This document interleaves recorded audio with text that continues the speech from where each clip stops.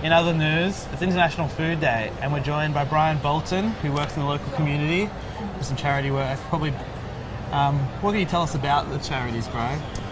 First of all, just explain about Food Day, or Food Fairness Week as it is, which is really a focus on the idea that everybody has the right to be able to access affordable food and healthy food.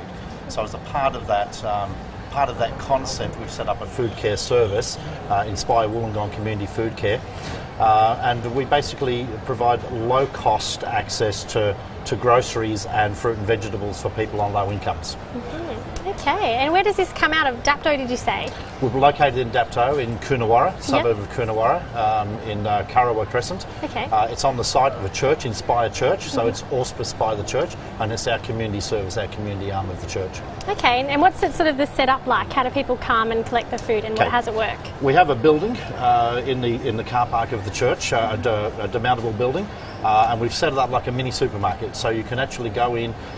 Some food care services we found people don't like the idea of just being given something and not choosing. Yep. So we set up a lot of dignity for people who are suffering food insecurity, as it's officially called. And we let them come in and they shop.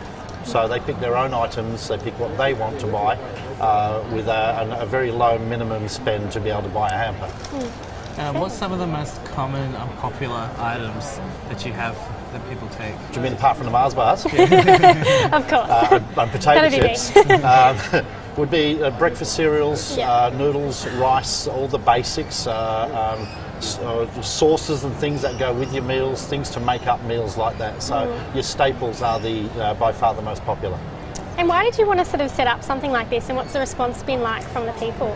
The response has been massive. We only set up in May, so it got going in May, and already we have well over 100 members. Wow. And it just keeps growing each week. New members, I was there this morning and we had new members. We had people turning up before we opened to join as new members. A lineup. And it was, it's been quite phenomenal. What prompted us to set it up was there is a great need in our area, as well as many areas in the Illawarra, in regards to healthy eating and just eating in general, just being able to afford groceries. So we saw that as a way that we could connect with our community as a church. We need to be able to connect with our community. We are a church, so we are Christians, and Jesus said if you feed the least of these people, it's like you're feeding me. So we're doing that as part of our service there, but we really saw that need and thought it's something we can do. There's a lot of things we don't have the facilities to do, but that's something we can do. We can offer to help people out with their groceries. Yeah. You said this started in May. How did it all come about? Like, how did you guys organise such a, not very uncommon, unique charity? It took nearly a year's planning in negotiating. We actually work under I guess you could call it a franchise model. So we've actually been able to use somebody else's model. So we work in cooperation with them from Sydney. And so there was negotiating with them on how it might work, how it would work. Then, of course, we got a management team together to look at issues like where would we do it? Would we set up like some do with a single item and an order form, or would we actually set it out like a supermarket? Quite a lot involved, isn't there? There was quite a bit involved in getting it to where we could open it and let people come in and start shopping. And for students as well, that's sort of the market that you target as well, because a lot of students are from like low income backgrounds. Yeah, well, I'm glad you mentioned that, being the university. We are looking for a way to be able to make connection with students at the uni. The latest statistics that actually come from this university say that that 1 in 5, possibly as high as 3 in 5 students are suffering food insecurity. In other words, they don't know if they're going to have food tomorrow. In some cases, and that's horrendous.